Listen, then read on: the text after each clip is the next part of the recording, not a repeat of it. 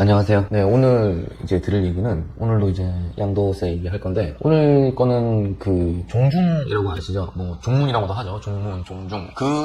거기에 이제 속해 있는 재산을 양도를 할 때, 그때 양도세를 어떻게 했는지, 일반적인 양도세랑 조금 달라요. 그래가지고 그거에 대해서 한번 얘기를 해보겠습니다. 이제 그러니까 종중이랑 종문이라는 것을 보면은, 예를 들어 무슨 김씨, 뭐 무슨 최씨 하는 뭐 이런 뭐 김해 김씨, 뭐 파평 윤씨, 막 이런 식으로 그 어떤 한 단체에 그런 이제 그 그러니까 가족 단위겠죠? 가족으로 하는 그래서 무슨 파라 해서 이제 재산을 조상님들의 이제 뭐 묘라든지 이런 거를 토지를 관리하고 이런 걸 하기 위해서 이제 갖고 있다가, 그거를 옛날에는 등기라고 하는 걸, 등기부등본상 등기를 갖다가 이게 그 이제 종문의 이름으로 등록하는 경우도 있지만, 그냥 그 종문의 대표자 이름으로 등록하는 경우도 있어요. 이제 그렇게 이제 등록을 해서, 왜냐면은 이제 그 종문을 법인으로 또 이제 법인 설립을 안 하는 경우도 생각보다 많아서, 그렇게 돼서 이제 개인의 이름을 올려놓고 나중에 팔 때 되면 이제 개인의 이름으로 그냥 양도를 하는 경우가 있어요. 근데 사실 그거는 종중 재산이잖아요. 그러다 보니까 이거를 이제 개인의 재산에 대한 양도세로 사실 매기면 안 돼요. 그 이제 그런 기본입니다. 자, 이렇게 들어가는데, 그러면은 이제 종중에는 이제 두 가지가 있어요. 두 가지가 있는데, 뭐 법인 아니면 개인이겠죠. 법인 아니면 개인인데, 이제 법인을 인정 못 받아도 법인으로 간주하는 단체가 있어요. 그러면 그거 뭐면 고유번호증이라고 하는데, 그 비영리 단체들은 이제 고유번호증이라는 걸 받게 되고, 그 고유번호증 다 가운데 번호가 82로 들어가면 이거 법인인 겁니다. 그 법인으로 가는 거 80으로 들어가면 이거는 개인으로 가야 돼요. 자,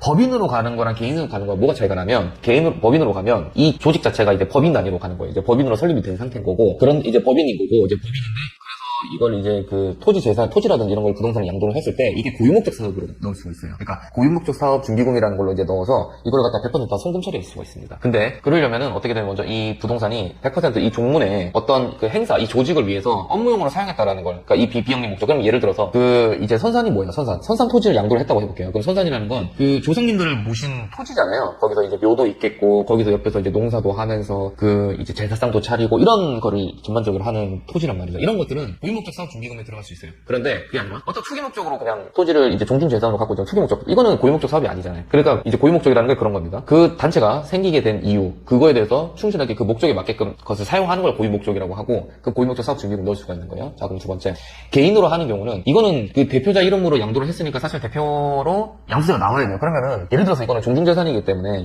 취득가액이 굉장히 낮아요. 왜냐면 이게 조상 대대로 받은 땅이기 때문에 상속 시점이 굉장히 옛날이란 말이죠. 그렇게 되는데 지금 양도를 하게 되면은 그 양도 차익이 엄청날 거란 말입니다. 그리고 상속세를 옛날에 했기 때문에 이게 보통 기준시가로 하고 하면시가액으로 환산할 거란 말이에요. 그래서 기준시가 굉장히 낮아요. 그러니까 양도 차익이 엄청나게 많이 나오게 됩니다. 자, 그렇게 되는 상황일 건데, 자, 이거에 대해서 사실 팁이 있어요. 팁은 이제 종중재산은 사실 분할해서 하는 건데, 이 팁으로 하면은 제가 이번에 이 팁으로 해서 이제 2억 정도를 갖다가 이제 세입을 했어요. 했는데, 여기서 그럼 중요한 게 뭐냐? 이거 이제 설명을 다 드리자면 너무 어렵고, 꼭 어차피 여러분들은 이제 의뢰인이시니까, 꼭 아셔야 되는 거 몇 가지. 첫 번째, 종중에 대해서 그 고유번호증이 있어야 되고, 그 다음에 종중이 주기적으로 총무실이 있어야 돼요. 그러니까 총무하는 사람이 총무를 보시는 분이 있어야 되고, 그 다음에 종중 재산 같은 거 목록이 있어야 되고, 그 다음에 종중의 재산을 처리하고 관리하는 거에 대해서 주기적으로 그 종중 대표자들이 모여서 하는 회의록도 있어야 됩니다. 그런 것들이 있어야 이게 종중 재산이라는 게 볼 수가 있어요. 근데 만약에 이게 그냥 저 대표자나 다른 사람의 이제 1인의 그 이름으로 이제 등기는 되어 있는데, 이게 뭐 종중에 대해서 관리라든지 총무도 없고 아무것도 없다. 그래 되면은 이걸로 종중 재산이라는 걸로 세무서에서 어떻게 볼 수 있을까요? 이거 우리 말로 한다고 인정되는 게 아니잖아요. 그러니까 그런 관련된 서류가 있으면 굉장히 많은 절세 혜택을 볼 수가 있어요. 자, 그렇게 되는데, 자, 그러면 두 번째, 자, 이런 얘기 됐고, 자, 그러면 이제 양도를 했어요. 그러면 뭐 이제 그 양도 해서 나와 있는 그 양도 대금 있을 거 아니에요. 뭐 세금 내는 경우도 있고 안 내는 경우도 있겠죠. 그럼 양도 대금 있을 거 아니에요. 이거를 종중원들한테 분배를 하는 경우가 있어요. 그죠? 이렇게 돼서 이거 징여세 나와요. 이게 징여세 나와요. 처음 이렇게 나오면 이 순서 때문에 이 징여세가 나오는 거예요. 그렇게 되면 수증자가 눈에 종중원입니다. 그러니까 그러면 이 일련의 과정들을 했다라는 뭔가 어떤 그 보일 수 있는 방법이 있어야 되는 거예요. 그게 있으면은 좀 편해집니다. 그럼 절세가 충분해요. 그래도 이 징여세를 막을 수가 있어요. 그래서 이걸 종중재산을 그냥 양도를 하고 이걸 종중원들한테 분배를 한다. 이렇게 그냥 접근하시면 안 되는 거예요. 그래서 꼭 이거 하시기 전에는 꼭 저랑 상담을 하시고 해보시는 게 훨씬 절세를 할 수 있으니까 그거 꼭 확인해 주시기 바랍니다. 감사합니다.